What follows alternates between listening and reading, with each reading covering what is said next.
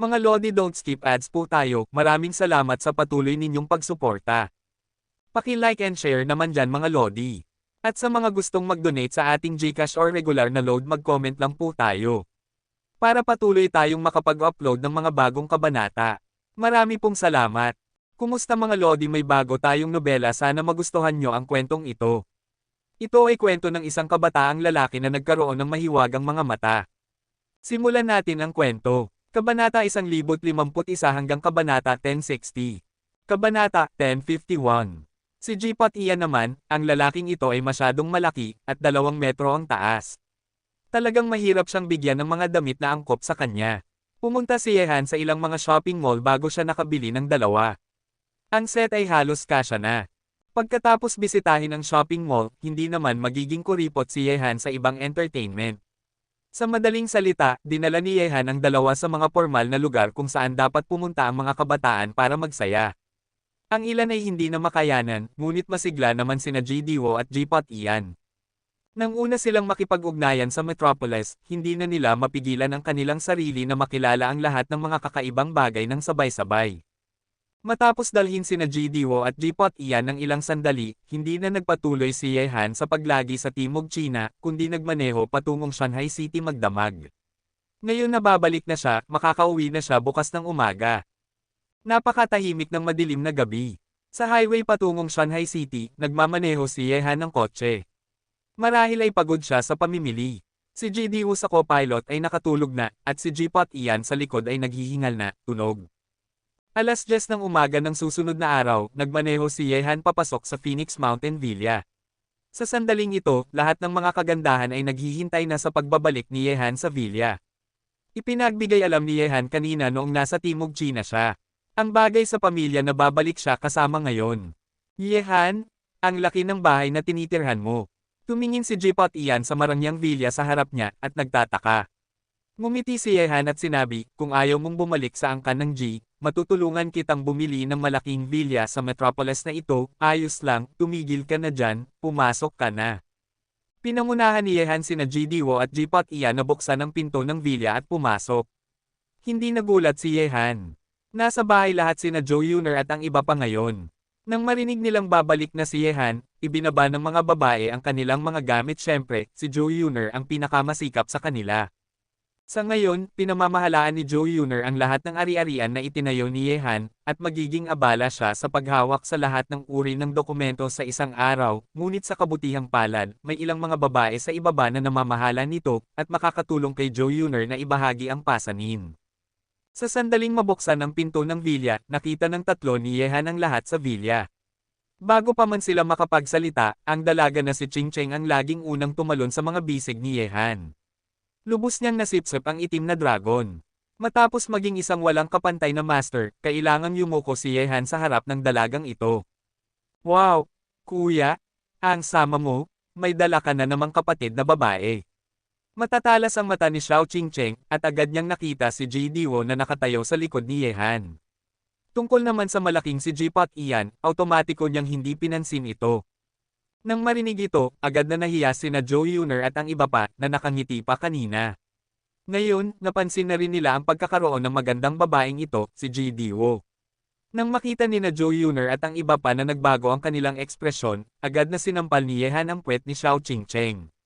Pinapalakpak niya ang kanyang mga kamay at sinabi, ano ba ang pinagsasabi mo, babae? Aray, Ate Yuner, hinawakan ng kuya ko ang puwet ko.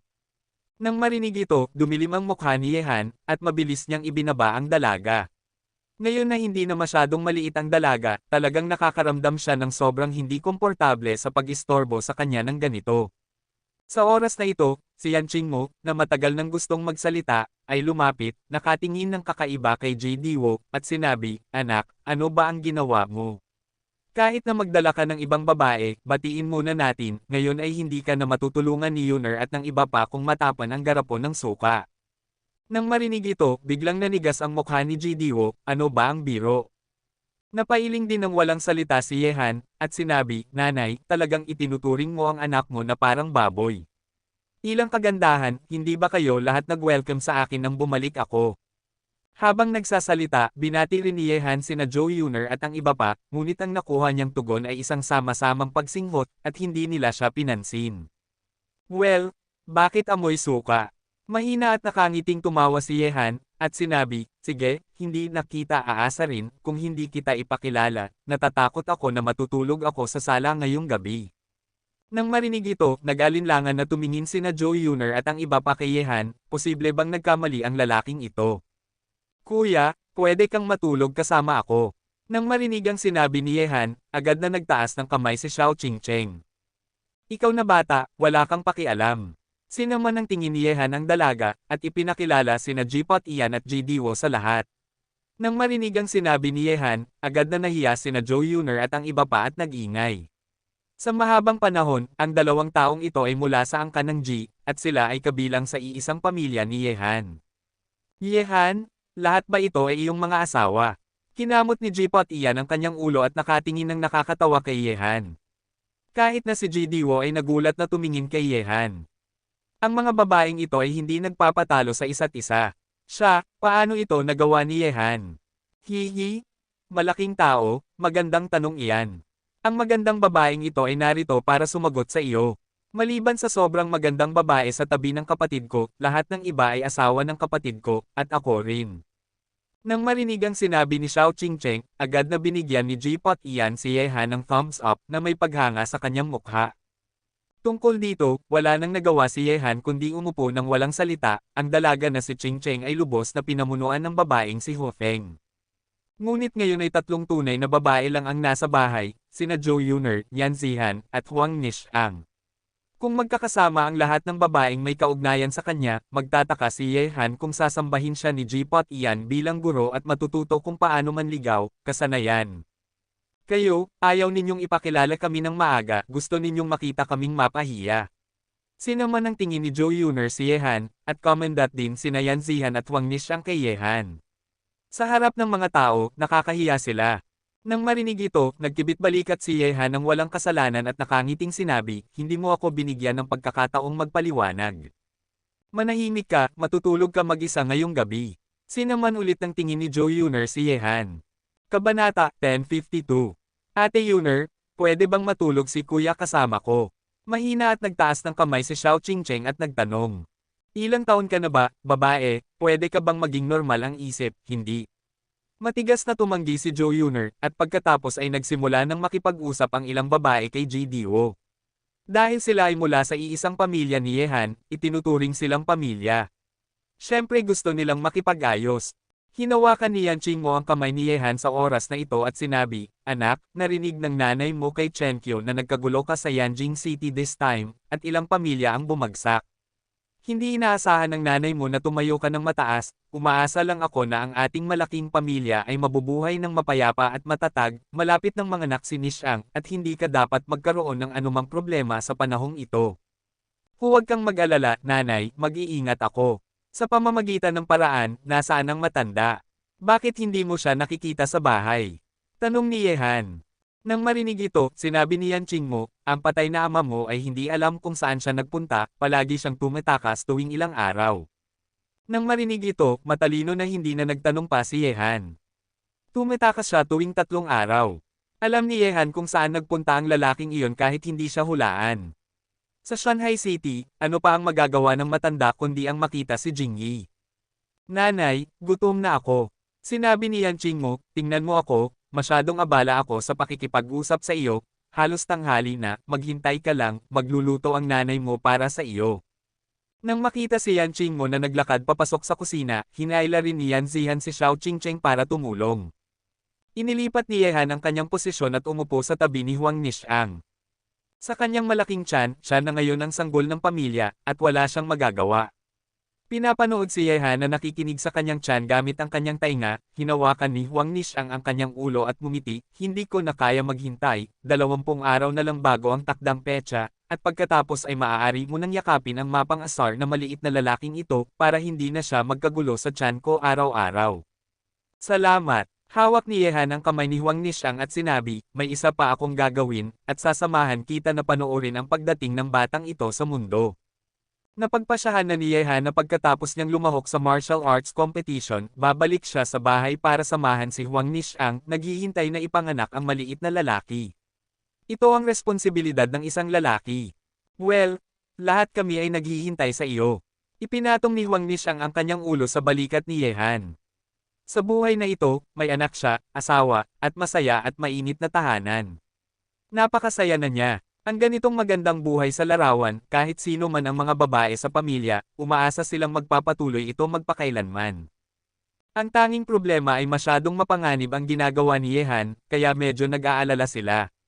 Madalas, ilang babae ang nagdarasal sa bahay.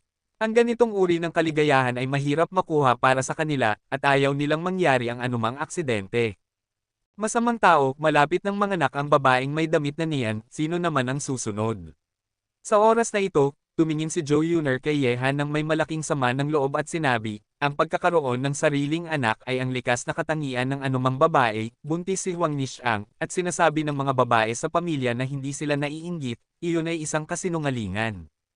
Nang marinig ito, ngumiti si Yehan at sinabi, masasagot ko ang tanong na iyan para sa iyo ngayong gabi, ngunit parang may nagsabi lang na matutulog ako mag-isa ngayong gabi.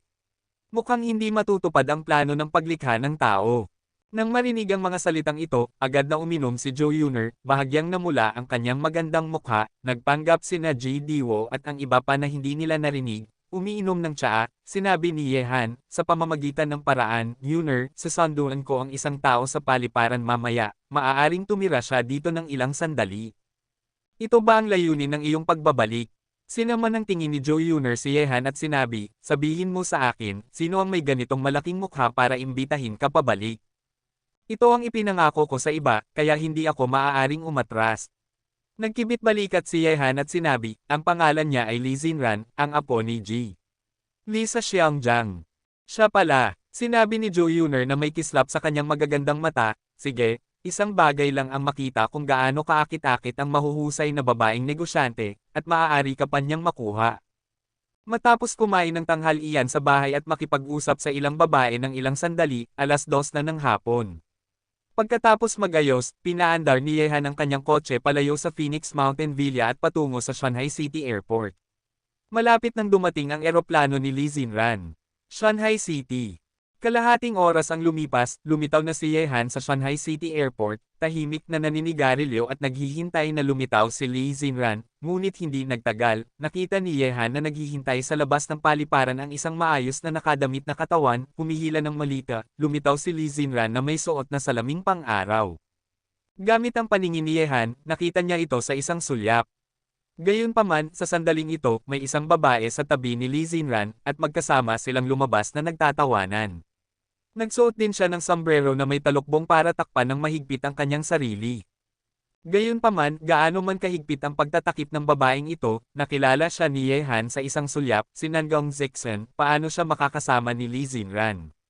Simula nang maghiwalay sila sa Yanjing City, naisip ni Yehan na nagpunta si Nangong Zexen sa Europa para ipagpatuloy ang kanyang karera sa pag-arte, ngunit ngayon mukhang nagpunta si Nangong Zexen sa Xiangjiang. Matapos makita ang lugar na ito, hinawakan ni Yehan ang kanyang ilong at lumapit para salubungin sila. Sa sandaling ito, nakita rin ni Li Xinran at Nangong Zexen si Yehan na naglalakad sa harap nila, at bago pa man makapagsalita si Li Xinran, tumakbo na si Nangong Zexen patungo kay Yehan at sumandal sa mga bisig ni Yehan. Nang makita ang eksena na ito, medyo nagulat si Li Xinran. Paano nakilala ng malaking bituin na nakilala niya sa eroplano si Yehan? Yehan, paano mo nalaman na pupunta ako sa Shanghai City ngayon? Nag-abala ka pa para sunduin ako, at bibigyan kita ng sorpresa. Nang marinig ito, hinimas ni Yehan ang kanyang ilong at nahihiyang sinabi, Zizan, narito ako para sunduin siya. Nang marinig ang sinabi ni Yehan, agad na tumingin si Nangong Zexen kay Li Xinran, na nagkibit balikat ng may ngiti. Kabanata 1053. Nang marinig ang sinabi ni Yehan, isang ekspresyon ng kahihiyan ang agad na lumitaw sa mukha ni Nangong Zexen, dahilan upang bigyan niya si Yehan ng isang matigas na tingin. Akala niya ay lumitaw si Yehan sa Shanghai Airport para sunduin siya, ngunit sa huli ay may isang malaking ulam. Ngunit si Nangong Zexen ay napaka-curious din, na si Yehan ay nakilala talaga si Miss Li, ang babaeng kasalukuyang pinakamakapangyarihang babae sa mundo ng negosyo ng Xiangjiang. Lumalabas na siya ang taong gusto mong makilala sa Shanghai City. Tinanggal ni Li Xinran ang kanyang salaming pang-araw at lumapit, tumingin kay Nangong Zexen at nakangiting sinabi. Nagkita sila sa eroplano, at nag-usap silang mabuti sa isa't isa. Nilinaw nilang lahat kung ano ang kanilang layunin sa pagpunta sa Shanghai City. Nang marinig ito, nakangiting sinabi ni Nangong Zexen, hindi ko inakala na ang taong gusto mong makilala sa Shanghai City ay siya rin. Matapos magsalita, nagkatinginan ang dalawang babae at ngumiti. Matalino sila, nahulaan na nila ang isang posibilidad. Marahil, pareho silang umibig sa iisang lalaki. Paano ninyo nakilala ang isa't isa? Magkasama pa rin ba kayo? Matalinong nagtanong si Yehan. Lihim ito sa pagitan naming mga babae, ano ang tinatanong mo, isang malaking lalaki. Binigyan ni Li Xinran si Yehan ng isang puting tingin, at sinabi, pero na, ayaw mong mailantad ang kanyang katayuan bilang isang celebrity dito, di ba? Dalawang magagandang babae, pakisamahan ninyo ako. Ang maginoon na hitsura ay nagpangiti sa dalawang babae. Nang makasakay sila sa kotse, nagtanong si Yehan, Zizan, bakit ka pumunta sa Shanghai City? Galing ka sa Xiangyang at hindi ka nagbigay ng anumang paunang abiso. Nakangiting sinabi ni Nangong Zexen, hindi ko alam kung nagulat ako sa biglaang sorpresa na ito, kontento ka pa rin ba? Talagang nakakagulat. Kumunat ang mga sulok ng bibig ni Yehan. Sa una, pumunta siya para sunduin si Li Xinran, ngunit ngayon ay may dagdag na Nangong Zexen. Hindi niya alam kung ano ang iisipin ni na Zhou Yuner at ng iba pa mamaya. Nagpatuloy si Nangong Zexen, sa nakalipas na ilang araw, mayroon akong aktibidad na pampubliko sa Xiangyang, at tapos na ang aktibidad ngayon, kaya pumunta sa Shanghai City para magtingin-tingin. Sa tingin ko ay nagtago ka na naman. Umiling si Yehan, si Nangong Zexen ay nag-iisa na lumitaw sa paliparan, walang mga bodyguard sa paligid niya, alam ni Yehan na nagtago siya ng hindi hulaan. Anuman, hindi ito ang unang pagkakataon. Nakangiting nagkibit balikat si Nangong Zexen, at nakangiting sinabi, napagpasyahan ko na, magpapahinga ako ng ilang sandali kapag lumabas ako sa pagkakataong ito, narinig ko na malapit ng ipanganak ang iyong anak, at ang maliit na lalaki ay hindi pa dumarating sa mundo bago, hindi ako aalis sa Shanghai City. Ako rin. Sinundan ni Li Xinran ang mga salita at sinabi kay Yehan, ibinigay ko na ang mga gawain ng Xiangyang sa mga tao sa ibaba, kaya't mananatili ako sa iyo ng ilang sandali. Nang marinig ito, nakangiting sinabi ni Yehan, sige, pwede kayong manatili hanggat gusto ninyo, inaalagaan ko ang pagkain at tirahan.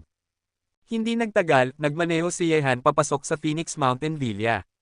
Ito ang unang pagkakataon ni Li Xinran at Nangong Zexen na pumunta rito. Pagkapasok sa villa, lahat ng mga mata sa silid ay nakatingin kay Yehan at sa iba pa. Nagkita ang mga mata ng dalawang panig, ang boses ni Yan Qingmo ang unang narinig, puno ng sorpresa, Zizan, bakit ka nandito? Tita Yan, syempre nami-miss kita, kaya pumunta ako rito para makita ka. Hindi mo ako wa-welcomehan, di ba? Magkakilala na sina Yan Qingmo at Nangong Zexen ng matagal na, at alam ito ni Yehan nang una siyang pumasok sa Yanjing City. Nakuha ito, kapag nagkita ang dalawa ngayon, agad silang may walang katapusang mga paksa para pag-usapan. Hawak ni Yan Qingmo ang kamay ni Nangong Zexen at nakangiting sinabi, bakit, hiniling ni Tita Yan na ang isang malaking bituin na katulad mo ay manatili dito ng ilang sandali, para maging mas masaya ang bahay. Halika, huwag kayong manatili, umupo at mag-usap. Umupo si Li Xinran sa tabi ni Yehan, sinusuri ng kanyang mga mata ang mga tao sa silid. Ito ang unang pagkakataon na nakita niya ang grupo ng mga babae sa paligid ni Yehan, maingat niyang pinagmasdan ang bawat isa sa kanila, gayon din, sina Zhou Yuner at ang iba pa ay tumitingin din kay Li Xinran, at sina Nangong Zexen at ang iba pa ay magkakilala na. Nang makita na wala namang sama ng loob sa mukha ni na Zhou Yuner at ng iba pa, nakahinga ng maluwag si Yehan. Talagang natatakot siya na ang paninibugho ni Zhou Yuner ay matutamba dahil sa pagdating ni Nangong Zexen. Anak, ano ang ginagawa mo dyan, hindi mo pa rin kami ipinakilala sa babaeng ito. Nang makita na hindi nagsasalita si Yehan, nagkunwaring umubo si Yan Qingmo. Nang marinig ito, naalala ni Yehan na hindi pa niya ipinakilala si Li Xinran sa kanyang pamilya, at sinabi, Nanay, ito si Xinran, ang apo ni Ji. Li mula sa Xiangyang. Nang matapos magsalita si Yehan, tumayo si Li Xinran at nakangiting tumingin kay Yan Qingmo, Nanay, ako si Li Xinran, ang asawa ng iyong anak. Ito ang unang pagkikita natin. Sana ay tanggapin ninyo akong bahagi ng malaking pamilyang ito. Nang marinig ang mga salitang ito, halos mabulunan ang lahat sa villa, maging si Yehan. Masyadong diretso at matapang ang mga salitang ito. Ang unang pangungusap na sinabi niya ay dumiretso sa punto na nagpagtataka sa lahat. Gayunpaman, si Yan Qingmo ang unang nakabawi at sinabi, kaya pala apo ito ni Ginang Li, matanda na siya, halika, umupo ka muna, huwag kang masyadong magalang. Salamat, nanay. Ipinagpatuloy ni Li Xinran ang kanyang matapang na estilo, at tinawag na nanay bilang isang bagay na natural. Ito ang unang pagkakataon na nakita ni Yehan si Li Xinran na ganito. May mabuting edukasyon at pinag-aralan siya, at wala na ang lahat ng mga impluensya ng kultura ng isang ginang. Bagaman hindi maikikaila na minsan ay kumikilos si Li Xinran sa isang natatanging paraan, ngunit ang kasalukuyang sitwasyon ay nagpapangamba pa rin kay Yehan. Nagkatinginan sina Zhou Yuner at ang iba pa. Hindi nila inaasahan na ang pamilya ni Miss Li ay nag-iwan ng malalim na impresyon sa kanila nang una silang magkita. Kung pag-uusapan ang tema, talagang hindi ka makakaangal. Hindi ko pa naririnig na tinawag ng mga tao ang kanilang ina, at inaangkin pa rin niyang siya ang babae ni Yehan. Nang tumingin kay Li Xinran sa sandaling ito, naiinggit si Nangong Zexen. Hindi siya direktang sinagot ni Yehan sa Yanjing City, ngunit ngayon na nagkaroon na siya ng malinaw na relasyon sa malaking pamilyang ito, ang taktikang ito ay maaaring ang kanyang pag-asa. Agad na kinagat ni Nangong Zexen ang kanyang mga ngipin, hinaila si Yan Qingmo na nagugulat pa rin at mahinang sinabi, Tita Yan, pwede ko rin bang tawagin kayong nanay? Kabanata 1054. Off! Sa pagkakataong ito, si Yehan, na umiinom ng tsaa para pigilan ang kanyang pagkabigla, ay hindi na nakatiis, at dumura. Ang katapangan ni Li Xinran ay nagulat na siya, at ngayon ay sumali na rin si Nangong Zexen. Nakaramdam si Yan Qingmo ng kaunting pagkahilo at natigilan sa isang sandali, ang ganitong uri ng kaligayahan, ay dumating ng napakabilis. Sa sandaling ito, lubos na kumbinsido si Jipot Ian kay Yehan. Hindi lamang siya makapangyarihan, ngunit ang kanyang kakayahang mangakit ng mga babae ay nakakagulat din. Pareho ring nagulat sina Zhou Yuner at ang iba pa sa sandaling iyon. Noong una, dumiretso sa punto si Li Xinran at tinawag na nanay, ngunit ngayon, kahit si Nangong Zexen, isang dalisay at magandang bituin, ay gumawa ng ganoong hakbang na hindi nila inaasahan. Ang kapaligiran sa villa ay tila napaka-awkward sa loob ng ilang sandali. Dumiretso si Li Xinran sa paksa at sinabing, nanay, na nagulat na ang lahat, at ngayon, sumali na rin si Nangong Zexen, na nagpapalito sa lahat. Pinanood ni Li Xinran ang eksena na ito ng may malaking interes. Pumayag na si Yan Qingmo sa tawag na ina, at kailangan niyang harapin ang bagay ng pakikipag-ugnayan sa ibang mga babae ni Yehan sa hinaharap. Paano bumuo ng isang magandang relasyon? Si Li Xinran ay mahusay dito. Nang makita na hindi sumagot si Yan Qingmo, si Nangong Zexen ay may malungkot na ekspresyon sa kanyang mukha. Nang makita ito, ngumiti si Yan Qingmo. Ang utang ng mga pag-iibigan ng kanyang mahalagang anak ay babagsak sa kanyang ulo sa huli. Gusto niyang pumayag, ngunit napaka-unfair sa mga Zhou Yuner at iba pa. Si Yehan ang orihinal na responsable para sa ganitong uri ng bagay, upang lutesin. Ngunit hinawakan pa rin ni Yan Qingmo ang kamay ni Nangong Zexen at sinabi, Zexen, basta't walang pagtutol ang iyong ama, walang pagtutol si Tita Yan. Nang marinig ito, masayang tumingin si Nangong Zexen at mabilis na tumango. Maaaring tumutol si Nangong Baisheng sa pagiging babae ni Yehan noon, ngunit ngayon, malamang nawala ng pagtutol si Nangong Baisheng. Sige, umupo muna kayo, maghahihiwa ako ng isang plato ng prutas para matikman ng lahat. Tumayo si Yan Qingmo at naglakad papasok sa kusina. Nang makita na nasira ang awkward na kapaligiran, kinuha ni Li Xinran ang inisyatiba na iabot ang kanyang kamay kay Zhou Yuner, at nakangiting sinabi, Kumusta, Miss Yuner, pakisamahan mo ako sa hinaharap. Nang makita ito, natigilan si Zhou Yuner sa isang sandali, pagkatapos ay inilahad din ang kanyang kamay, at nakangiting sinabi, Matagal ko nang narinig na binanggit ka ni Yehan, masaya ako, malugod kang tinatanggap sa ating malaking pamilya. Salamat. Pagkatapos nito, binati ni Li Xinran sina Huang Nishang, Yan Zihan at ang iba pa.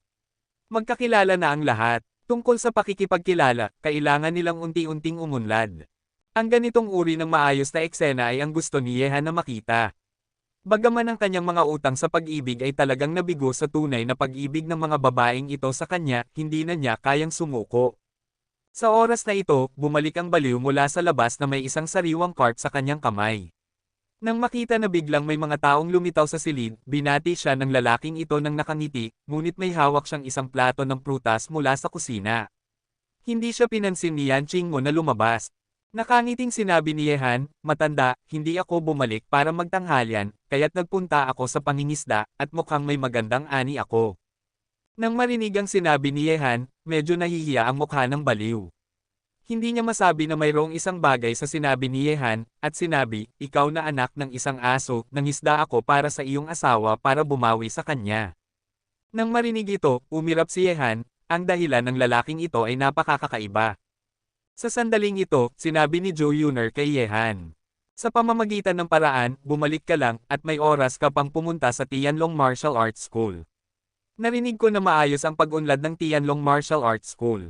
Ang pag-iral ng dalawang instructor ay unti-unting nigel-inang ng ilang magagandang punla, maaari ka ring pumunta sa field para mag-imbestiga at makilala ang mga taong iyon. Narinig ko na ang iyong punong guro ay isang taong nagpapakita sa mga estudyante na parang isang alamat. Nang marinig ang sinabi ni Joe Yuner, sinabi ni Yehan, sa loob ng 2 araw, ang Tianlong Martial Arts School ay ang ugat para sa akin. Magiging pinakamahusay ito kung makakapaglinang tayo ng ilang magagandang punla. Ang pagbabalik ni Yehan, at ang pagdating ng ilang bagong miyembro sa pamilya, ay nagbigay ng buhay sa buong bilya, na may patuloy na tawanan. Ang ganitong uri ng masiglang kapaligiran ay hindi talaga isang bagay na kaya ng mga ordinaryong pamilya. Pagkatapos ng hapunan, naglakad-lakad si Yehan sa Phoenix Villa ng mag-isa. Pagkatapos maglakad-lakad, natagpuan ni Yehan ang maliit na tigre sa likod ng burol ng Phoenix Villa. Kung hindi man, mag-iisip ang mga tao na ito ay isang puting alagang aso. Nang makita ito, lumapit si Yehan. Natuklasan ni Yehan na ang maliit na lalaking ito ay nagtatago sa kanya ng sadya mula noong bumalik siya mula sa Tengchong.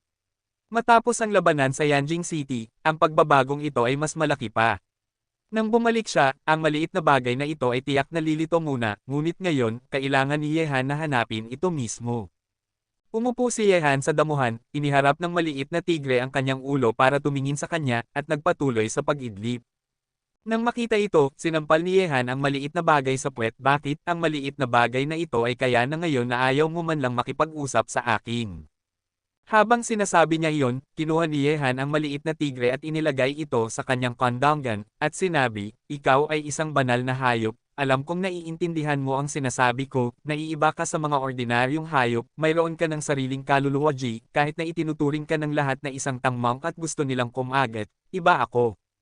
Kami ay mga kaibigang nakaranas ng mga paghihirap at maaaring magtiwala sa isa't isa. Hindi mo kailangang mag-ingat sa akin. Kung iniisip mo ako bilang ang mga sakam na tao, kung gayon maaari kang umalis sa iyong sarili at bumalik sa iyong sariling lugar. Alam mo, hindi kita pipigilan. Sa katunayan, medyo mapanganib pa rin para sa iyo na sumunod sa akin dahil hindi pa ako naninindigan. Ang tuktok ng mundong ito ay hindi makapagpoprotekta sa iyo. Kabanata 10:55. Nang marinig ang sinabi ni Yehan, gamulong ang ulo ng maliit na tigre sa kondongan ni Yehan at gumawa ng isang tunog na parang panaginip. Nagpatuloy si Yehan, sinasabi ng lahat na sa pagmamayari ng 4 na dakilang banal na hayop, matutuklasan nila ang isang dakilang lihim na naipasa mula noong unang panahon hanggang sa kasalukuyan. Bagaman hindi ko alam kung totoo ito o hindi, alam ko na ang 4 na dakilang banal na hayop ay dapat mayroon akong sariling lihim, marahil ang lihim na ito ay hindi maaaring malaman ng mga tagalabas. Sa ngayon, ang 4 na banal na hayop ay ipinanganak na. Ang Qinglong ay matatagpuan sa banal na lupain ng Kunlun, at si Xuanwo ay nahuli din ng mga tao sa banal na lupain ng Kunlun. Talagang hindi ko alam kung anong uri ng mga pagbabago ang mangyayari sa susunod. Tumingin si Yehan sa kalangitan sa gabi. Napakaraming tao sa mundong ito na humahabol sa lihim na iyon. Hindi mahalaga kung sila ay lokal o dayuhan, tila naniniwala silang lahat sa alamat na ito, at ang alamat na ito ay hindi lamang nagpasa ng maraming mga pahiwatig, ngunit mayroon ding kaugnayan sa ang 4 na dakilang banal na hayop ay may kaugnayan, at ang 4 na dakilang banal na hayop ay ipinanganak na ngayon. Sa dilim, tila may isang hindi mapigil ang puwersa na nagtutulak sa buong pangyayari, na lahat ay tumuturo sa lihim na iyon. Ang lihim na ito, gusto mo bang malaman? Bigla, nang nakatitig si Yehan sa kalangitan sa gabi at tahimik, isang boses ang biglang umalangaw-ngaw sa kanyang isipan. Sa sandaling umalangaw-ngaw ang boses, nanginginig ang kaluluwa ni Yehan. Para bang may pumasok sa kalangitan sa gabi. Pareho ito sa kanyang isipan. Sino? Kumunat ang noo ni Yehan. Ako. Isa pang boses ang umalangaw-ngaw. Sa oras na ito, itinaas ng maliit na tigre ang kanyang ulo at tumitig kay Yehan nang hindi kumukurap. Nang makita ito, halos itapon ni Yehan ang maliit na tigre. Ang maliit na bagay na ito ay maaaring magsalita ng mga salitang tao, dumura ng mga salitang tao. Isang ekspresyon ng pagkamangha ang sumilay sa mga mata ni Yehan, tulala siyang tumitig sa maliit na tigre na nagtaas ng ulo at tumitig sa kanya. Ang boses na umalingaw-ngaw sa kanyang isipan kanina ay ginawa talaga ng maliit na bagay na ito, maaari itong magsalita ng wikang tao. Ito ang unang pagkakataon na nakaranas si Yehan ng ganoong bagay. Para itong may alagang aso sa bahay, at isang araw ay bigla itong nagsalita, sino man ito, hindi ka panipaniwala. Maliit na bagay, pwede bang makipag-usap sa akin? Hindi makapaniwalang tumingin si Yehan sa maliit na tigre. Bihira ang mas kakaiba. Ang mga mata ng maliit na tigre ay sumilay ng kaunting pagkawalang galang ng tao, maraming bagay sa mundong ito na hindi alam ng inyong mga tao. Maaari akong makipag-usap sa iyo. Ano ang espesyal doon? Nang marinig ito, sinikap ni Yehan na pakalmayan ang sarili at sinabi, dahil kaya mong makipag-usap sa akin, bakit hindi ko pa nakikita na kinausap mo ako noon? Iyon ay dahil ang aking kapangyarihan ay hindi pa lubos na nagigising, ngunit ngayon, maaari na akong makipag-usap sa iyo. May malay na komunikasyon. Pinahihit ni Yehan ang ulo ng maliit na tigre para harapin siya, hindi na kailangang sabihin, ang bibig ng maliit na lalaki ay hindi talaga gumalaw. Ikaw na hayop, pwede mo ba akong igalang, ako ay isang dakilang banal na hayop. Nang maramdaman ang paggalaw ni Yehan, biglang nagalit ang mga mata ng maliit na tigre, at pinalaya nito ang sarili mula sa malaking kamay ni Yehan, tumalon palabas, at tumayo. Sa harap ni Yehan, ang mapang-ipong aura ng banal na hayop ay pinakawalan mula sa kanyang katawan.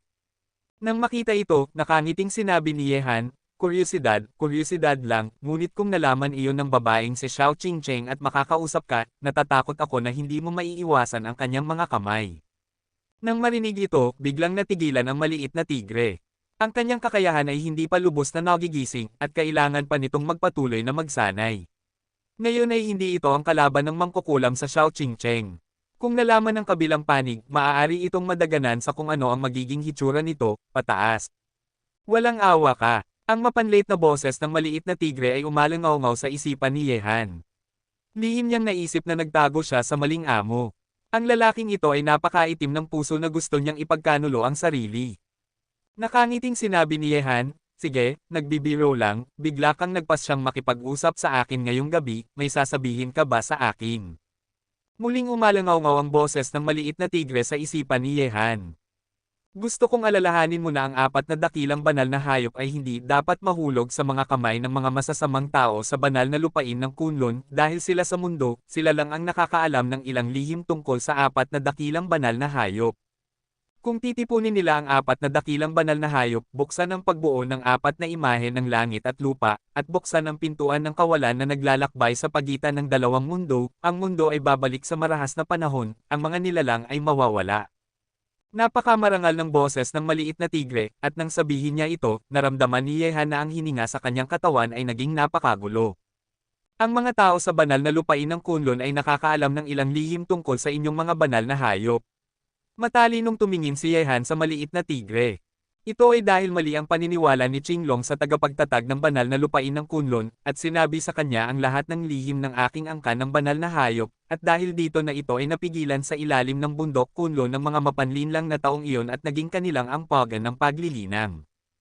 At ang tatlo sa aming iba pang mga banal na hayop ay kailangan ding pumili na matulog, ngunit sa panahong ito, sa ilang kadahilanan, sama-sama kaming nagising. Marahil ang lahat ng ito ay may kaugnayan sa iyo, mayroon kang kapalaran ng Ziwei na may malaking swerte. Tigilan mo na, huwag mo akong bigyan ng isang mataas na sombrero. Sinabi ni Yehan, sa ganitong paraan, ang mga lalaking iyon sa banal na lupain ng Kunlun ay hindi talaga mabubuting ibon, ngunit gamit ang mga kakayahan ng inyong apat na banal na hayop, hindi ba nila kaya pa rin kayong talunin? Ito ba ay isang banal na lugar na Kunlun? Alam ko ang gusto mong sabihin. Ang boses ng maliit na tigre ay umalangaw-ngaw. Ang banal na lupain ng Kunlun, ito ay isang ipinagbabawal na lugar para sa aming apat na banal na hayop, ito ay isang lugar na hindi namin malalapitan, ang paglapit doon ay katumbas ng paglapit at pag-alis sa lugar na ito. Ang pagbuo ng mundo, ang apat na banal na hayop, ay hindi maaaring umalis sa mundong ito, kaya, sa banal na lupain ng Kunlun, ang aming mga kakayahan ay lubos na mapipigilan, kung hindi man, gamit ang walang kapantay na kakayahan ni Qinglong, talagang iniisip mo na isang maliit maaari bang ikulong ito ng mga tao. Nang marinig ito, palihim na tumango si Yehan, at sinabi, sa pamamagitan ng paraan, ang pintuan ng kawalan na naglalakbay sa dalawang kaharian na binanggit mo lang. Maaari ba itong maging pintuan ng mga kababalaghan na hinahanap ng mga taong iyon? Ang pintuan ng lahat ng mga kababalaghan, iyon ay isang sirang yin-yang reincarnation formation, ngunit ang porma sayo na ito ay maaaring humantong sa isa pang mundo. Ito ang maliit na pag-asa na iniwan sa inyong mga practitioner sa mundong ito. Gayunpaman, kung gusto mong ipasa ang porma sayo na ito ay nangangailangan ng napakaraming enerhiya ng sabay-sabay. Ang pagpasok dito gamit ang isang pisikal na katawan, ang rate ng pagkasira ay napakataas, maliban kung ang makapangyarihang tao ay tatalikuran ang pisikal na katawan at papasok dito gamit ang isang kaluluwang katawan. Gayunpaman, ang pamamaraang ito ay napakamapanganib din. Kung may maliit na pagkakamali, pagkatapos ay mamamatay ang kaluluwa. Mayroong talagang isa pang mundo. Nanginginig ang ekspresyon ni Yehan. Kung hindi niya ito pinaniwalaan noon, wala siyang magagawa kundi paniwalaan ito kapag sinabi ito mula sa bibig ng banal na hayop, Little Tiger. Kabanata 1056. Marami pang misteryo sa mundong ito na hindi mo man lang maisip. Ang isa pang mundo ay kahanga-hanga, ngunit napakadilim din. Nang marinig ito, huminga ng malalim si Yehan at nagtanong, ayon sa sinabi mo, bagaman ang porma sayon na ito ay maaaring humantong sa isa pang mundo, wala itong gaanong pag-asa na mabuhay. Posible bang magamit ang ibang mga paraan upang mapabuti ang porma sayon na ito? Siyempre mayroon, ngunit ito ay isang paraan ng pagsasakripisyo ng dugo. Kailangan nito ang dugo ng mga taong nakamit na ang para patatagin ang paggana ng porma sayon. Ang tanging problema ay walang alinlangang isang panaginip na maghanap ng isang walang kapantay na master na maaaring maunawaan ang sa mundong ito.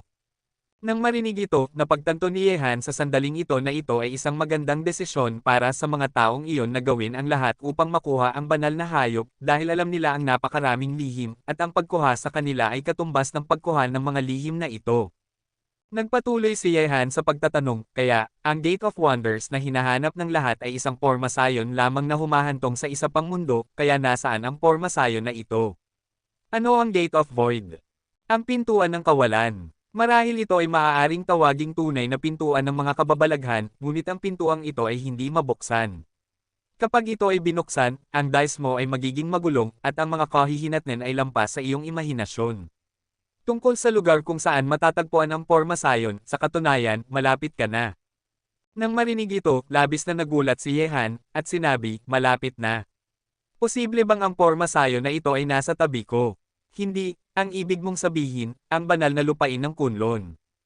Kayang turuan ang mga bata. Kaya pala ang lugar na hinahanap ng mundo ay nasa banal na lupain ng Kunlun. Ang tanging problema ay ang harapin ang nakakatakot na banal na lupain ng Kunlun, ito ay palaging isang banal na lugar na kinatatakutan ng mundo. Sino ang mangangahas na siyasatin ang lugar na ito? Ang isipan ni Yehan ay sumili isang kislap ng liwanag, biglang naging malinaw ang lahat. Yehan? Alam ang mga lihim na ito, kailangan mong magdala ng ilang responsibilidad. Ang banal na lupain ng Kunlun, hindi sila dapat umiral sa mundong ito. Ang kanilang pag-iral ay isang panganib sa mundong ito. Ang banal na lupain ng Kunlun ay isang bundok na hindi kayang tawirin ng mundo. Hindi madaling alisin sila, maliit na lalaki, masyadong mataas ang inaasahan mo sa akin. Nang marinig ang mga lihim mula sa maliit na tigre, ang puso ni Yehan ay hindi pa nananatili. Tungkol sa pag-alis sa banal na lupain ng Kunlun, wala siyang gaanong ambisyon sa ngayon. Nakaharap sa Nine Nights Holy Lord na kinatatakutan ng lahat, ang Diyos na may ganoong hindi mahuhulaan na pag-iral, makakaramdam si Yehan ng kawalan ng kakayahan. Bagaman hindi pa nakikilala ni Yehan ang maalamat na Nine Night Sage, ngunit mula sa Xuanhuang Venerable sa ibaba niya, maiisip niya kung gaano kitikot si Nine Night Sage. Hindi lang ako ang may inaasahan sa iyo. Ang grupo ng mga nangungunang eksperto sa paligid mo, sa tingin mo ba ay ayaw nilang burahin ang banal na lupain ng Kunlun? Bagaman hindi nila magagawa ang ganitong uri ng bagay, kaya mo. Para sa isang taong may talento na katulad mo, kahit nasa panahon kung saan ang mga naglilinang ay parang mga langgam, napakabihira, basta't bibigyan ka ng oras, tiyak na magagawa mo ito. Umaasa ako. Nagkibit balikat at bumantong hininga si Yehan, tumingin siya sa kawalan, kapalaran, itutulak ba talaga siya sa daang iyon? Gayunpaman, ngayon na lumitaw ka na, bagaman ikaw at ako ay makapangyarihan na ngayon, walang sino man ang lalapit para harapin ka at kunin ka bilang kanila, ngunit sa tingin mo ba ay pupunta sila sa banal na lupain ng Kunlun? Tanong ni Yehan. Hindi mo na kailangang mag-alala tungkol dito. Bagaman ang aking lakas ay hindi pa bumabalik sa kanyang rurok, kahit na dumating sila, may kakayahan pa rin akong makatakas. Tumakas. Walang salita na umirap si Yehan, ang marangal na banal na hayop na White Tiger, ang lalaking ito ay talagang nakakapagsabi ng salitang pagtakas. Kasabay nito, sa pamilyang G, ang magulo na matandang lalaki ay tumangala sa kalangitan habang umiinom ng mga alak na dala niya. Ngayong gabi, ang langit ay puno ng mga bituin na kumikinang ng maliwanag sa kalangitan sa gabi, na ginagawang napakaakit ng buong kalangitan sa gabi. Ngunit sa sandaling ito, tiningnan ng magulo na matandang lalaki ang langit na puno ng mga bituin, ngunit nakakunot ang kanyang noo, at sinabi sa kanyang sarili, may mga duguan na ilaw na nakatago sa paligid ni Emperor Ziwei, at may mga nakatagong palatandaan ng pagpipigil ng espiritu ng tunay na dragon. Hindi ito totoo. Ano ang magandang senyales, may mangyayari ba? Nang tumingin sa langit na puno ng mga bituin, nahulog sa katahimikan ng magulo na matandang lalaki. Ang bituin ni Emperor Ziwei ay nagtatago ng dugo, at ang espiritu ng tunay na dragon ay bumaba upang pigilan ito. Ang sitwasyon na ito ay isang masamang palatandaan. Mukhang ang magagandang bagay ay tumatagal ng mahabang panahon. Sa Phoenix Mountain Villa, sina Yehan at ang maliit na tigre ay nanatili sa likod ng bundok ng matagal, at hindi sila bumalik sa villa hanggang alas 11. Sa oras na ito, ang lahat sa pamilya ay nagpahinga na, at bumalik si Yehan sa kanyang silid. Ngunit walang ibang tao sa silid na kanya. Mukhang matutulog talaga ako mag-isa ngayong gabi. Nakangiting nagkibit balikat si Yehan. Kinabukasan, maaga siyang nagising si Yehan, alas 6, sinimulan niyang pagsasanay ang kanyang kasanayan sa paggamit ng espada sa labas ng villa. Simula nang matuto siya ng unang galaw ng Thunderbolt Destroyer Swordsmanship sa Baguamen at Wangfo Kishan, alam ni Yehan na, ang kasalukuyang kasanayan sa paggamit ng espada ay ang kanyang pinakamalakas na panlilinlang sa kasalukuyan. Gusto niyang patuloy na palakasin ang galaw na ito. Kapag may mas malalim na pag-unawa sa kapangyarihan sa pagitan ng langit at lupa, maaari siyang humiram ng mas malakas na kapangyarihan. Bukod dito, ang huling dalawang galaw ng Thunderbolt Destroyer Sword Art ay nangangailangan ng pagpapala ng nakakatakot na kapangyarihan ng kulog. Kung ang pangunawa ni Yehan sa kapangyarihan sa pagitan ng langit at lupa ay hindi umabot sa pamantayan, hindi niya magagawang matagumpay na pagsasanayin ang huling dalawang galaw ng Thunderbolt World Destroyer Swordplay. Hindi kalayuan, si General Zilong, na palihim na nagbabantay sa kaligtasan ng Phoenix Villa, ay pinapanood si Yehan na nagsasanay ng kanyang mga kasanayan sa paggamit ng espada. Ate Fei Feng, anong uri ng kasanayan sa paggamit ng espada ang pinagsasanay ni Ye Xiao? Bakit nararamdaman kong may puwersang bumababa mula sa itaas, ang puwersang ito ay nakakatakot? Isang general na Purple Dragon ang tumangala sa langit, umaga na, ngunit ang Phoenix ang langit sa itaas ng villa ay nababalot ng isang ulap ng madilim na ulap, at ang mapang ipong kapaligiran ay napaka hindi komportable. Kabanata 1057. Si Fei Feng, ang pinuno ng General Zilong, ay nagsabi, ang lakas ni Young Master Ye ay hindi masusukat, at hindi na natin ito masusukat. Tungkol naman sa kasanayan sa paggamit ng espada na pinagsasanay niya, ito ay dapat na ang pinakamalakas na kasanayan sa paggamit ng espada sa mundo. Manood ng mabuti, marahil matututo ka ng isang bagay mula sa kasanayan sa paggamit ng espada ni Young Master Ye. Mukhang hindi pa sapat ang aking pag-unawa. Kung maaabot ko ang punto kung saan si Wangfo Kishan ay maaaring gumawa ng anumang gusto niya, at magagamit ko ang kapangyarihan sa pagitan ng langit at lupa sa isang pag-iisip, kung gayon marahil ang aking Thunderbolt World Destroying Swordsmanship ay maaaring maabot ang antas ng mga ninuno ng pamilyang G. Papunta na sa punto.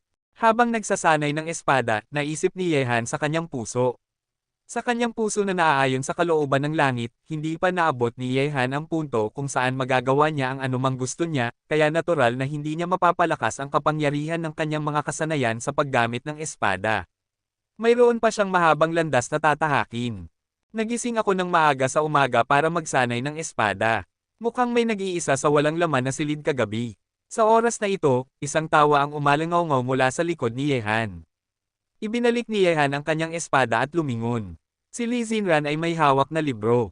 Naglakad patungo sa kanya. Nang makita ito, nakangiting sinabi ni Yehan, nakakaawa na hindi ko alam kung anong silid ka kagabi, kung hindi ay maaari pa rin nating talakayin ang kasaysayan ng pinagmulan ng tao. Nang marinig ito, nagkibit-balikat si Lee Xinran, tumawa, at sinabi, wala akong pakialam, ngunit kailangan mo munang tanungin ang malaking bituin na natutulog kasama ko kung gusto niya. Tatlo kulang ng isa, hindi ba ito bubuo ng isang mesa? Nakangiting sinabi ni Yehan. Sinama ni Lee Xinran si Yehan at sinabi, wala akong ganitong uri ng libangan. Anuman, dapat mayroong unang pagkakataon. Nang marinig ito, umirap si Lee Xinran at sinabi, huwag kang magmukhang mahirap, tinalakay natin ito kagabi, dadalhin mo kami sa isang lakad ngayon. Walang problema, madaling pumayag si Yehan. Tahimik na lumipas ang oras, at 5 araw na ang nakalilipas simula nang bumalik si Yehan sa Shanghai City. Sa loob ng 5 araw na ito, kasama ni Yehan ang kanyang pamilya. Magtatanong din si Han kay Young Master Tang at Lin Bomo na lumabas para magsaya at makilala ang isa't isa. Sa madaling salita, sa loob ng ilang araw na ito, wala nang iba pang tinanong si Yehan kundi ang kanyang pamilya. Sa araw na ito, nagmaneho si Yehan patungo sa Tianlong Martial Arts School. Matapos bumalik ng napakatagal, panahong bisitahin niya ang Tianlong Martial Arts School. Ang Tianlong Martial Arts School ay itinatag sa labas ng Shanghai City. Ang malaking paaralan ay sumasakop sa isang malaking lugar, at ang mahigpit na militarisadong pamamahala ay ipinapatupad dito. Bilang karagdagan sa mahigpit na pagsasanay sa pisikal, ito ay upang magsanay ng sinaunang martial arts. Ang mga estudyante dito ay may 4 na oras lamang sa isang araw. Magpahinga, ang natitirang oras ay ginugugol sa pagsasanay at paglilinang, ang mga estudyanteng hindi makatiis ay direktang mapapalaya sa Tianlong Martial Arts School. Sa makatuwid, ang rate ng pag-alis ng Tianlong Martial Arts School ay napakataas. Madalas na isang grupo ng mga estudyante ang pumapasok, at kalahati sa kanila ay makakatiis sa kalahati ay napakahusay na. Ang layunin ng Tianlong Martial Arts School ay upang sanayin lamang ang mga piling estudyante. Ang ilan ay hindi makatiis. Dito, kapwa ang talento at pagtitiyaga ay binibigyang diin. Pumunta si Yehan sa Tianlong Martial Arts School nang hindi nagpapalam sa kahit sino, ngunit pinigilan siya sa pasukan ng paaralan. Sir, isang pribadong paaralan ito. Maliban kung ito ay isang tiyak na oras ng pagbisita, walang mga tagalabas ang pinapayagang pumasok. Sa harap ng kotse ni Yehan ay dumating ang 2 kabataan na nasa kanilang 20s. Isang partikular na uniforme ng militar, walang ngiti, na may hitsura na parang negosyo. Nang marinig ito, nakangiting sinabi ni Yehan, pwede bang maging mas nababaluktot, lalabas ako pagkatapos ng ilang sandali, hindi magtatagal. Pasensya na, sir, ito ang mga alituntunin ng paaralan. Kung gusto mong bisitahin ang mga estudyante, mangyaring pumunta sa itinakdang oras. Kaya, paano kung ako ay isang senior executive ng Tianlong Bodyguard Group? Pagkatapos ay pakitandaan ang iyong ID, kahit na si President Qin Yaifei ay pumunta rito, walang exception. Nang marinig ito, palihim na tumango si Yehan, at nakangiting sinabi, sige, dahil ganoon ang kaso, babalik ako sa susunod. Pagkatapos nito, pinaandar ni Yehan ang kotse patungo sa isang walang laman na sulok. Sa tabi niya ay isang mataas na pader na may power grid dito, ngunit ito ay hindi naman isang problema para kay Yehan. Madaling umakyat ang buong tao sa pader at pumasok sa loob. Dahil ito ay isang hindi inaasahang pagbisita, syempre hindi guguluhin ni Yehan ang ibang mga tao. Gusto niyang makita ang pag-unlad ng Tianlong Martial Arts School gamit ang kanyang sariling mga mata. Gayunpaman, kung ang punong guro ng isang paaralan ay gustong pumasok sa paaralan, kailangan niyang palihim na umakyat sa pader, at si Yehan ay marahil ang isa lamang dito. Pagpasok sa loob ng paaralan, makikita mo ang isang malaking palaruan. Ang palaruan na ito ay hindi kasing ganda ng iba pang mga palaruan ng paaralan. Ito ay hindi pantay. Maraming mga kahoy na poste sa palaruan na ito. Sa sandaling ito, ang mga estudyante ng Tianlong Martial Arts School ay narito pinagpapawisan ang palaruan, at ang ilan sa kanila ay may dala-dalang mabibigat na cross-country sa paligid ng palaruan. Kahit na ang kanilang mga damit ay nabasa, hindi sila tumigil, hindi rin titigil. Mayroong higit sa 200 trainee sa palaruan na ito. Sa kabuuan, ang physical fitness ng mga taong ito sa lahat ng aspeto ay hindi masama kahit na ikukumpara sa mga special forces, at ang mga taong ito ay mahigpit na hinihingi ang kanilang mga sarili, walang bakas ng katamaran, at sila ay matyaga. Kasama ang mga table task na ibinigay niya para sa Tianlong Martial Arts School, ang mga taong ito ay tiyak na magiging pangunahing haligi sa hinaharap. Nang dumating si Yehan, ang mga estudyanteng nagsasanay sa palaruan ay tumingin lang sa kanya at hindi gaanong nagbigay pansin dito. Hanggat si Yehan, isang tagalabas, ay hindi makikialam sa kanila o gagawa ng anumang nakakapinsala sa akademya, hindi sila manggugulo. Ang lahat ng mga akademya ay nagpapatuloy ng kanilang sariling negosyo. Ang ganitong uri ng matinding pagsasanay ay nagpipigil ng kanilang potensyal. Kapag na-stimulate ang kanilang potensyal, mas mabilis ang kanilang pag-unlad. Bukod dito, natuklasan ni Yehan na ang mga estudyanteng ito na nagsasanay sa palaruan ay halos lahat ay pumasok na sa estado ng Chi Senseng, at ang ilan sa kanila ay nakarating na rin sa tuktok ng Chi Senseng. Nang makita ito, tahimik na umalis si Yehan. Naalala niya na sinabi ni Sun Bumi noon na ang Tianlong Martial Arts School ay babuoin sa isang sinaunang martial arts school sa lungsod, nahahati sa panloob na looban at panlabas na looban, at dito, maaari lamang itong ituring na Tianlong Wushu ang panlabas at panloob na looban ng paaralan ay ang mga pinaka-elite na estudyante sa Tianlong Wu School. Kabanata 1058. Ang lugar kung saan matatagpuan ang panloob na looban ay isa pang lugar na 100 metro ang layo mula sa palaruan. Ito ay hinaranggan din ng isang mataas na pader tulad ng isang bilangguan. Mula doon, ang tunog ng pakikipaglaban ay naiparating, kasama ang mga pagsabog ng malakas na sigaw. Natuklasan ni Yehan na nang tiningnan ng mga estudyante sa palaruan ang panloob na looban na pinaghihiwalay ng mga mataas na pader, mayroon silang mga halatang mainggitin na ekspresyon sa kanilang mga mukha. Ang panloob na looban ay naiiba sa panlabas na looban, at ang mga estudyanteng makakapasok sa panloob na looban ay lahat ay nagmula ang mga piling ay pinipili mula sa mga piling, at ang bawat isa sa kanila ay umabot na sa antas ng paglilinang, at makakakuha sila ng higit pang mga mapagkukunan ng paglilinang.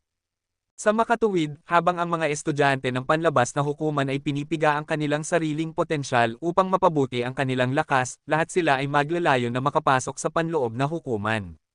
Kapag pumasok na sila sa panloob na hukuman, magkakaroon sila ng pagkakataon na maging mas makapangyarihang mga master.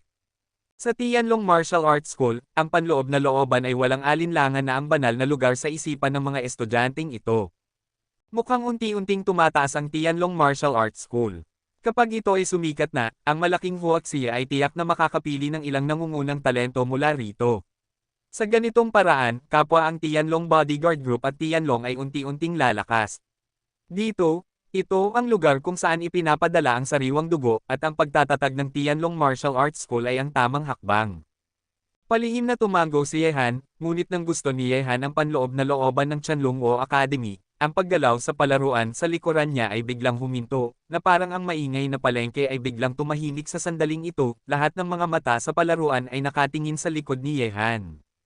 Tigilan mo, sino ka man, ang panloob na looban ay hindi para sa mga tagalabas na pumasok. Ngayon, mangyaring umalis kaagad sa akademya. Nanguna ang isang estudyante at naglakad. Kahit na sila ay hindi pinapayagang pumasok sa panloob na looban, yaong mga may pahintulot lamang mula sa instructor. Ang pagpasok, si Yehan, isang outsider, ay natural na mas masahol pa. Nang marinig ito, lumingon si Yehan. Halos lahat ng estudyante sa palaruan ay tumigil, at ang kanilang mga mata ay nahulog sa kanya na may walang malasakit na mga ekspresyon. Nagkibit balikat si Yehan at nakangiting sinabi, maglilibot lang ako at aalis pagkatapos ng ilang sandali. Abusado kayo sa inyong trabaho, huwag kayong mag-alala sa akin. Hindi sa iyo ang pagpapasya. Mangyaring umalis ka agad sa akademya, kung hindi, aanyayahan ka namin palabas. Matapos sabihin ito, ang mga estudyanteng nagtipon ay nanlilisik ang mga mata kay Yehan. Ang mga hindi mula sa akademya, kung gusto nilang pumasok sa panloob na looban ngayon, hindi sila papayag maliban kung makakuha sila ng pahintulot mula sa dalawang instructor. Nang tumingin sa grupo ng mga estudyante sa harap niya na puno ng matigas na aura, hinawakan ni Yehan ang kanyang ilong, dumating sa paaralan na itinayo niya, at ngayon ay pinalayas siya ng mga estudyante sa loob, kung ano ang kanyang, ang punong guro, ay talagang ginawa ang ilang mga pagkabigo. Gayunpaman, labis na nasiyahan si Yehan sa mahigpit na mga alituntunin ng paaralan sa Tianlong Martial Arts School. Ano ang nangyayari? Kung hindi ka pupunta sa pagsasanay, ano ang ginagawa mo sa paligid? Gusto mo bang maalis bilang isang grupo at umuwi? Bumalik sa pagsasanay. Sa oras na ito, sa likuran ng grupo ng mga estudyante, isang malalim na boses ang biglang umalangaw-ngaw, ang boses ay puno ng ganoong hindi mapapantayang matinding aura, na nagpanginig sa grupo ng mga estudyante at nagmadaling umalis sa daan. Instructor Joe, natuklasan namin na ang isang taong hindi kilalang pinagmulan ay gustong pumasok sa panloob na looban, kaya sa oras na ito, isang estudyante ang nag-aalangan na nagsabi. Isang taong hindi kilalang pinagmulan. Lumabas si Jolay mula sa likuran ng grupo ng mga estudyante, nakasuot ng uniforme ng militar na may marangal na ekspresyon sa kanyang mukha. Mahusay niyang ginampanan ang papel ng instructor, ngunit nang makita ni Jolay si Yehan na nakatayo sa harap niya na may ngiti sa kanyang mukha, sa sandaling iyon, nawala ang lahat ng karangalan sa kanyang mukha, at agad siyang ngumiti. Well, mahusay ang ginawa mo, ngayon ay ipinapahayag ko na sinumang makapagbibigay sa kanya ng suntok, bibigyan ko siya ng pahintulot na makapasok sa panloob na looban. Anong uri ng hindi kilalang tao? Lumabas si Jolay mula sa likuran ng grupo ng mga estudyante na may marangal na ekspresyon sa kanyang mukha. Nakasuot ng uniforme ng militar, mukhang isang mahigpit na instructor sa hukbo. Gayunpaman, nang makita ni Jolay ang nakangiting si Yehan sa harap niya, isang ngiti ang lumitaw sa kanyang walang ngiting mukha, at sinabi niya, ang pinagmulan ng taong ito ay hindi naman kilala, at mahusay ang ginawa mo. Ngayon ay ipinapahayag ko na ang sino man dito na makapagbibigay sa kanya ng suntok, bibigyan ko siya ng pahintulot na makapasok sa panloob na looban para magsanay. Nang marinig ito, isang ekspresyon ng pagkamangha ang lumitaw sa mukha ni Yehan, at agad siyang tumawa. Sinusubukan ba siyang lokohin ng lalaking ito na si Jolay? Gusto pa bang lokohin ang mga estudyanteng iyon? Gayunpaman, matapos marinig ang sinabi ni Jolay, ang mahigit sa 200 estudyante ay nasa sabik na lahat, at ang kanilang mga nanlilisik na mata ay tumingin kay Yehan ng mas hindi maganda, basta't sinuntok nila ang lalaking ito, makakapasok sila sa panloob na looban. Para sa kanila, ito ay isang malaking regalo. Mayroon silang mahigit sa 200, hindi ba nila kaya talunin ang isang tao sa lupa? Instructor Joe, seryosohin mo ito. Nang marinig ito, sinipa ni Jolay ang lalaking iyon ng diretso at sinabi, kalokohan, sa tingin mo ba ay magbibiro ang instructor na ito sa iyo? Ngayon ay maaari ka nang magsimula, basta't sinuntok mo ang lalaking ito, bibigyan kita ng lisensya na makapasok sa panloob na looban para magsanay. Gayunpaman, ang pangit na mga salita ay nasa harap, kung hindi mo man lang mahawak ng gilid, huwag mo akong sisihin sa double training. Hoy, Instructor Joe, huwag kang mag-alala, tiyak na papatulugan natin ang lalaking ito sa lupa. Ang tukso na makapasok sa panloob na looban ay nagpangyari sa mga estudyanteng ito na hindi na mag-isip ng ibang mga bagay, at ang hindi magagandang mga mata ng mahigit sa 200 estudyante ay nahulog kay Yehan. Isa-isa, kinuyam nila ang kanilang mga kamao at naglakad patungo kay Yehan. Halika, talunin ang lalaking ito para sa kapakanan ng panloob na looban.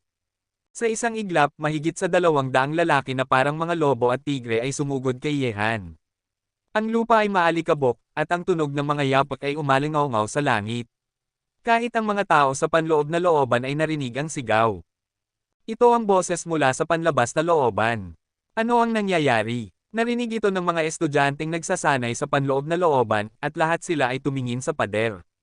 Kinunot, mabilis niyang nilapitan ng pader na parang isang lunok, pinapanood ang mga estudyante mula sa panlabas na looban na sumugod patungo sa posisyon ni Yehan.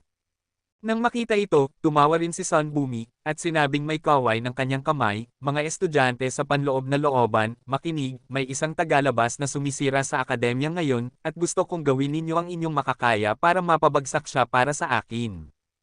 Opo, Instructor. Ang mga estudyante sa panloob na hukuman ay gumalaw ng napakabilis, at lahat sila ay sumugod patungo sa panlabas na hukuman. Bagaman mayroon lamang silang mga 70, ang matinding aura sa kanilang mga katawan ay mas nakakatakot kaysa sa mga tigre at lobo. Lumitaw si Sunbumi sa tabi ni Jolay, at silang dalawa ay tumingin sa eksena sa harap nila na may mga ngiti sa kanilang mga mukha. Ang lahat sa Tianlong Martial Arts School ay interesado kay Yehan, ang punong guro, at itinuring siyang isang alamat. Mga tauhan, ngayon na nandito na si Yehan, natural na gusto ni na Jolay at Sunbumi na magpakita si Yehan at hayaang makita ito ng mga estudyanteng ito. Kabanata 1059. Pagkatapos ng lahat, ang Tianlong Martial Arts School ay pag-aari ni Yehan, at napakahalaga para kay Yehan na magtatag ng prestihiyo sa Tianlong Martial Arts School. Ang ganitong uri ng prestihiyo ay maaaring maging isang uri ng paniniwala sa hinaharap, tulad ng mga tao ng Tianlong Martial Arts ngayon. Pretuhin si Yehan na parang relihiyon, ganap na sumunod at maging tapat. Sa panlabas na looban, tiningnan ni Yehan ang grupo ng mga estudyanteng mabilis na sumusugod sa kanya. Mahinang ngumiti siya, at isang away ay maayos. Una, masusubukan niya ang mga resulta ng pagsasanay ng mga estudyanteng ito, at pangalawa, ipaalam sa mga estudyanteng ito ang kanyang pag-iral. Kung hindi ang susunod na pagbisita niya sa Tianlong Martial Arts School, kailangan niyang palihim na pumasok. Sa isang kisap mata, ang grupo ng mga estudyante mula sa panlabas na hukuman ay sumugod na sa harap ni Yehan, sumusuntok na parang anino, sumisipa sa buong katawan ni Yehan. Sa lahat ng direksyon, may mga pulutong ng mga estudyante mula sa panlabas na hukuman. Bang bang bang bang! Sa oras na ito, isang serye ng mga tunog ng pag-crash ang narinig sa karamihan. Nang tumangala, ang mga katawan ng mga estudyante ay itinapon sa lugar kung saan nagtitipon ang karamihan, at sila ay nahulog sa lupa na walang tigil na umiiyak. Gayunpaman, ito ay nagsimula pa lamang. Sa susunod na sandali, isang multo na figure ay kumikislap sa dagat ng mga tao, at ang mga nakapalibot na mata ay hindi nakakita ng kanyang anino nang gumalaw siya. Ang bilis ng kalaban ay masyadong mabilis, at siya ay dumaan sa karamihan sa dagat. Ang tunog ng bangbang ay sunod-sunod na lumabas, at halos bawat segundo, mayroong tunog ng 4 o 5 kamao na nagbabangga. At ang mga estudyanteng ito na tinamaan ng mga kamao ay lahat ay itinapon sa ere, at ang buong eksena ay nasa kaguluhan. Gayunpaman, wala itong epekto sa kidlat na figure. Saan man ito dumaan, lahat ng mga estudyanteng iyon ay lumipad. Sa eksena na ito, ang mga estudyante sa panloob na looban ay natigilan. Ang taong ito ay napakalakas. Sa oras na ito, ang figure ni Yehan ay dumaan na sa dagat ng mga tao, nakatayo hindi kalayuan sa harap ni na Joulai at Sun Bumir, at sa likuran niya, ang mga estudyanteng iyon ay isa-isang nahulog mula sa ere, ang mga pag-iyak ay sabay-sabay na umalangaw-ngaw, at ang buong proseso ay naganap sa loob ng wala pang 1 minuto. Ano pa ang ginagawa ninyo dyan? Natatakot ba kayo? Nang makita na ang mga estudyante sa panloob na looban ay natigilan, ang matigas na boses ni Joulai ay nagulat sa mga mata ng mga taong ito. Gawin mo! Sa ilalim ng marangal na boses ni Joulai, ang mga estudyante mula sa panloob na hukuman na nakabalik sa kanilang mga sarili ay agad na bumalik sa kanilang walang malasakit na hitsura, at sumugod kay Yehan na parang mga tigre at lobo.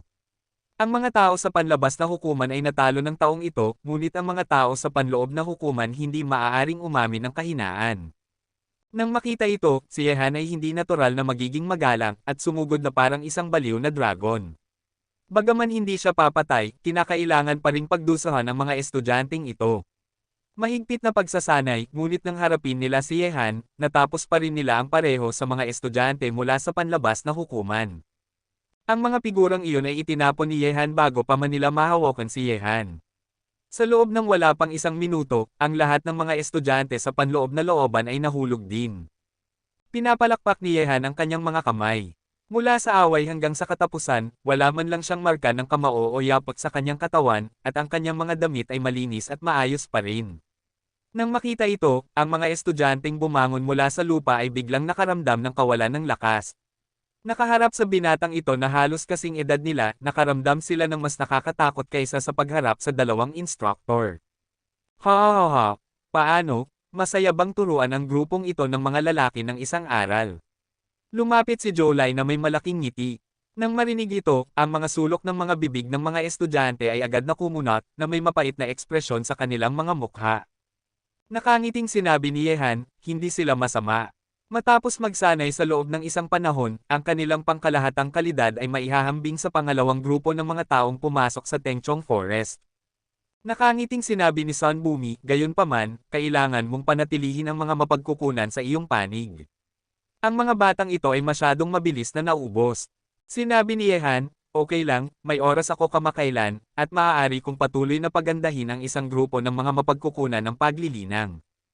Nang makita si Yehan na nakikipag-usap sa 2 instructor, ang mga estudyante ay natigilan. Paano ito nangyari? Hindi isang taga-sire.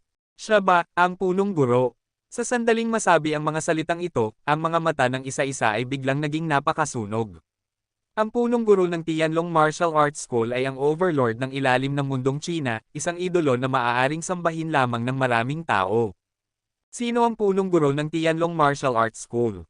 Yaong mga pumipili na sumali sa Tianlong Martial Arts School ay maaaring hindi alam na ito ay ang overlord ng ilalim ng mundong China, isang idolo na maaaring sambahin lamang ng maraming tao, at isang maalamat na figure. At dahil dito, maraming gustong sumali sa Tianlong Martial Arts School. Ang mga taong ito ay may kanya-kanyang ambisyon. Ang ilan ay gustong maging isang alamat na katulad ni Yehan, na nagpapakita ng paghanga, at ang ilan ay gusto lang na lumapit sa idolo na ito. Gayunpaman, anuman ang dahilan, ang lahat ng ito ay hindi mapaghihiwalay kay Yehan. Ang Tianlong Martial Arts School ay nagbrand na ng salitang Yehan dito. Sa ngayon, ang mga mata ng mga estudyante ng Tianlong Martial Arts School ay lahat ay kay Yehan. Tila ang maalamat na punong guro lamang ang makakausap sa dalawang instructor ng Tianlong Martial Arts School sa ganoong paraan, at sino ang napakalakas. Ang mga masisiglang titig ay lahat ay nakatingin sa likod ni Yehan. Sa wakas ay lumitaw ang maalamat na punong guro, at binigyan niya sila ng isang hindi malilimutang, seremonyang pagkikita. Sa sandaling lumitaw siya, pinalo ang lahat ng mga estudyante mula sa panlabas at panloob na mga looban sa lupa. Ngayon, sa harap ng makapangyarihang punong guro na iyon, wala silang kakayahang lumaban. Hehe, Xiaohan? Dahil nandito ka na, bakit hindi ka magbigay ng mensahe sa mga taong ito? Ngumiti si Sun Bumiyay kay Yehan. Nang marinig ito, nakangiting tumango si Yehan, pagkatapos ay lumingon siya. Nakilala ang mga masisiglang titig na iyon, at sinabi, napakagaling ninyo lahat, bagaman mahina pa kayo, ngunit ang inyong mga katangian ay hindi pangkaraniwan sa lahat ng aspeto maihahambing, magtiyaga, ang Tianlong Martial Arts School ay ang simula ng inyong daan patungo sa pagiging malakas, at sa araw ng inyong pagtatapos, umaasa ako na ang ilan sa inyo ay lalaban kasama ko, at magkakasama tayong mabubuhay at mamamatay. Kabanata 1060. Nang marinig ang mga salitang ito, ang mga agos ng dugo ay sumabog sa mga katawan ng mga estudyanteng iyon. Sa sandaling ito, ang mga estudyanteng ito ay may pangarap sa kanilang mga puso, iyon ay ang makipaglaban kasama si Yehan, at mamuhay at mamatay ng magkasama. Ang talumpati ni Yehan ay hindi masyadong mapang-akit, ngunit ang mga salitang ito ay nag-alab sa dugo sa mga puso ng mga estudyanteng ito. Para sa pangarap sa kanilang mga puso, ang mga estudyanteng ito ay magiging mas masipag sa proseso ng pagsasanay sa hinaharap. Sa opisina ng Tianlong Martial Arts School, ito ang opisina ni Yehan, ngunit ito ang kanyang unang pagbisita dito. Matandang Sun, ang pag-unlad ng Tianlong Martial Arts School ay napakahusay sa lahat ng aspeto. Salamat sa iyong pagsisikap, hindi mo na kailangang mag-alala tungkol sa mga mapagkukunan ng paglilinang. Maghahanda ako ng isang grupo ng elixir sa lalong madaling panahon. Sa opisina, ang tatlo kay Yehan paggawa ng tsaa. Nakangiting sinabi ni Sun Bumi, ang Tianlong Martial Arts School ay lumalaki araw-araw, at ang mga mapagkukunan ng pagsasanay ay hindi maiiwasan. Sa ngayon, si MS Sin ay nagpaplano na itaguyod ang Tianlong Martial Arts School sa isang komprehensibong paraan, upang ang higit pang mga tao ay malaman na ang Huaxia ay may ganoong espesyal na akademya. Pag-iral, upang ang higit pang mga tao ay sumali sa amin. Nagsasanay lamang kami ng mga piling dito. Marahil isang araw, ang bansa ay magpapadala ng mga talento dito para sa amin na sanayin. Kung ito ay talagang maunlad sa puntong iyon, ang Tianlong Martial Arts School ay maaaring ituring na isang internasyonal na pinuno. Naging sikat. Napakagandang ideya. Nakangiting sinabi ni Yehan, sa pagkakaalam ko, mayroong isang World Hunter Academy sa ibang bansa, na dalubhasa sa paglilinang ng mga talento para sa ibang mga bansa. Kung maaabot natin ang puntong ito, kung gayon ang espesyal na katayuan ng ating Tianlong Martial Arts School, walang ibang akademya ang makakapagpalit noon. Labis na nasiyahan si Yehan sa ideya ni Yin Yaifei. Ang talento ng babaeng ito sa negosyo ay kakaunti lamang ang makakapareha sa kanya. Nang maisip si Yin Yaifei, naramdaman ni Yehan na kinakailangan para sa kanya na pumunta sa Tianlong Bodyguard Group at bumalik sa Shanghai City napakadaming araw na, at hindi pa niya nakikilala si Yin Yaifei.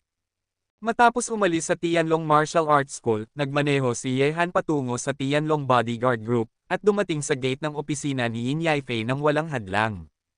Chairman, nandito ka na. Ang sekretarya ni Yin Yaifei ay pamilyar kay Yehan, at nang makita niya si Yehan na paparating, agad siyang tumayo at bumati. Tumango si Yehan at sinabi, hinahanap ko ang inyong President Qin, nandyan ba siya? Chairman, ang presidente ay nasa isang pulong ngayon, maaari kang maghintay sa kanyang opisina ng ilang sandali. Pumasok si Yehan sa opisina ni Yin Yaifei, walang nagbago dito, ito ay pareho pa rin sa dati, tiningnan ni Yehan ang paligid, at tahimik na naghintay na matapos ang pulong ni Yin Yaifei. Mga 10 minuto ang lumipas, itinulak ni Yin Yaifei ang pinto ng opisina at umalis sa lugar ng maliit na sekretarya. Alam na niya na nandito si Ye Han. Nagkatinginan ang dalawa, si Yin Yaifei ay may sama ng loob sa kanyang mukha, at sinabi, akala ko ay ayaw ng ilang tao na makita ako kapag bumalik sila. Tumayo si Ye Han at niyakap si Yin Yaifei sa kanyang mga bisig, at nakangiting sinabi, hindi ba ako nandito? Posible bang hindi mo ako nami-miss, President Yin, pagkatapos ng napakatagal na panahon? Oo. Niyakap ni Yin Yaifei ang leeg ni Ye Han at tumingin sa kanya na may mga mata na kumukurap. Di nagtagal, ang pinto ng opisina ay nakalock, at nang magkita ang isang pares ng mga tanga na lalaki at babae, para itong tuyong kahoy na nakikipagtagpo sa isang nagngangalit na apoy, lahat ay hindi sinabi. Gayunpaman, sa oras na ito, isang babae ang pumasok sa Tianlong Bodyguard Group at nagpunta sa opisina ni Yin Yaifei. Ang babae ay may dalang maliit na bag, isang video camera na nakasabit sa kanyang dibdib, isang sombrero sa araw, at ngumunguya ng chewing gum. Miss Yin? Nandito ka na. Nakita ng maliit na sekretarya sa harap ng desk si Yin Roonen na papalapit, at agad na tumayo upang bumati. Tumango si Yin Roonen at sinabi, hinahanap ko ang inyong presidente, nandyan ba siya? Sinabi ng maliit na sekretarya, Miss Yin, ang presidente at chairman ay nasa loob. Ang bastos na iyon ay bumalik din. Itinaas ni Yin Roonen ang kanyang mga kilay at papasok na sana sa opisina, ngunit di nagtagal ay nalaman niyang ang pinto ng opisina na ito ay nakalock at hindi mabuksan mula sa labas. Ang 2 taong ito, bakit ninyo nilolock ang pinto sa maghapon? Kumunat ang noo ni Yin Roonen, ngunit habang sasampalin na niya ang pinto, tila may narinig siyang boses na malabo, na nagpangyari sa kanya tila mayroong isang electric current na dumadaan sa kanyang buong katawan, na nagpapanginig sa kanya. Sa oras na ito, kung hindi pa naiintindihan ni Yin Roonen, kung gayon maaari lamang niyang bilangin ang kanyang 20 taon ng walang kabuluhan. Damn bastard, inaapi mo talaga ang kapatid ko sa loob sa maghapon. Nang maisip ito, mahigpit na kinuyam ni Yin Roonen ang kanyang mga kamao, ngunit nagtataguyod na sila ng relasyon, at normal para sa mga lalaki at babae na magmahalan. Galit, hindi siya makikialam, kaya nanatili na lang siya sa harap ng pinto ng opisina na may madilim na mukha. Gayunpaman, mahigit sa 2 oras na ang lumipas mula nang tumigil si Yin Roonen, hanggang sa tumunog ang telepono ng maliit na sekretarya sa harap ng desk at hiniling na magdala ng 2 baso ng tubig, kumatok si Yin Roonen sa pinto ng opisina na may madilim na mukha. Si Ye Han ang nagbukas ng pinto. Nang tumingin kay Yin Roonen na pumasok na may madilim na mukha, medyo nalilito si Ye Han. Kaya, bakit niya napukaw ang babaeng ito? Ate, bakit ka nandito? May pamumula pa rin sa mukha ni Yin Yaifei, at hinailan niya si Yin Roonen para umupo. Nang marinig ito, sinama ni Yin Roonen si Ye Han at sinabi, kung hindi dahil sa isang tao, dapat ay dumating na ako 2 oras na ang nakakaraan. Nang marinig ang sinabi ni Yin Roonen, hinimas ni Ye Han ang kanyang ilong, hindi katakataka na ang babaeng ito ay galit, nalaman niya, ngunit si Ye Han ay may makapal na balat, kaya kung malalaman niya, kahit papaano, si Yin Yaifei ay kanyang babae. Gayunpaman, namula si Yin Yaifei sa sandaling iyon. Ang sinumang tao ay mahihiya kung masisilip ng kanyang kapatid. Sa oras na ito, ang maliit na sekretarya ay pumasok na may ilang baso ng tubig. Sa katunayan, alam din niya kung ano ang nangyari sa opisina, hindi lang niya alam kung ano ang gawin lang ang kanyang trabaho ng maayos. Bakit? Ang ilang mga tao ay gumawa ng masasamang bagay, at ngayon ay nakakaramdam sila ng pagkakasala. Pinapanood ang maliit na sekretarya na lumabas sa opisina, tinitigil ni Yin Roonen ang tahimik na si Ye Han.